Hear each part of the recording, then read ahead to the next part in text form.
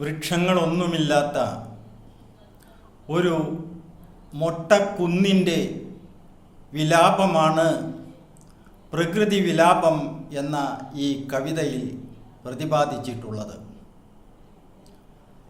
പ്രകൃതി വിലാപം.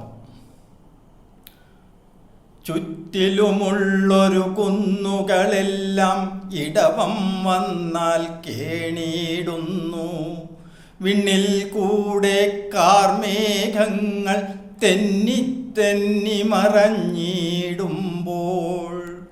ഒരു തരുപോലും ഇല്ലാതുള്ളൊരു മൊട്ടക്കുന്നുകൾ ചുറ്റും നിൽപ്പൂ. സ്വാർത്ഥതയേറിയ മർത്യന്മഴുവായി തീർത്ത ദുരന്തം ആണിവയെല്ലാം. പോയൊരു കാലം ഓർത്തവളെന്നും കെഴുകയാകാം മറ്റൊരു വഴിയില്ലാതെ. മണ്ണു പുതച്ചു കിടന്നൊരു കാലം, മേലെ പുല്ലുകൾ തീർത്തൊരു കുപ്പായം. മക്കളുയർത്തിയ ശിഖരം പിന്നിൽ തണലതു തീർത്തൊരു സുന്ദരകാലം.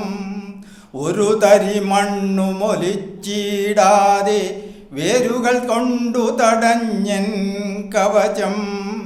എന്നും കാത്തവർ എന്നുടെ സൗഖ്യം, രാവും പകലും ഒരുപോലെ. വനം മുട്ടേ ശിഖരമുയർത്തി മേഘപ്പാളികൾ നിർത്തിയിടും. അഭിഷേകം പോലെന്നുടെ മെയ്യിൽ കുളിർമഴയെന്നും പെയ്തിടാൻ.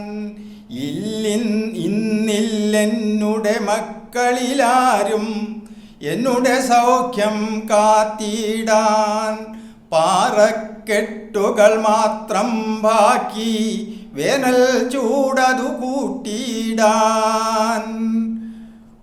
വെട്ടിമുറിച്ചൻ മക്കളെയെല്ലാം ദുഷ്ടന്മാരാം മർത്യന്മാർ. വേരുകൾ പോലും എടുക്കാൻ നെഞ്ചിൽ ചോര തിളയ്ക്കും കുഴിയാക്കി. മക്കൾ വീണുകിടന്നൊരു നേരം എന്നുടെ പ്രാണൻ പോകാനാശിച്ചു. കാലം കരുതിയ വിനകൾ കണ്ടേ ജീവൻ പോവൂ നിശ്ചയമായി. മക്കളെ പോലും ഓർക്കാതിന്നിവർ തീർക്കുകയാകാം പ്രകൃതി വിനാശം. വലിയ വിപത്തുകൾ വന്നല്ലാതെ മർത്യർ വെടിയുകയില്ലീ അവിവേകം. നമ്മൾ നമുക്കായി തീർക്കുകയാകാം നരകം സുന്ദര ഭുവനമിതിൽ. നരകം സുന്ദര ഭുവനമിതിൽ.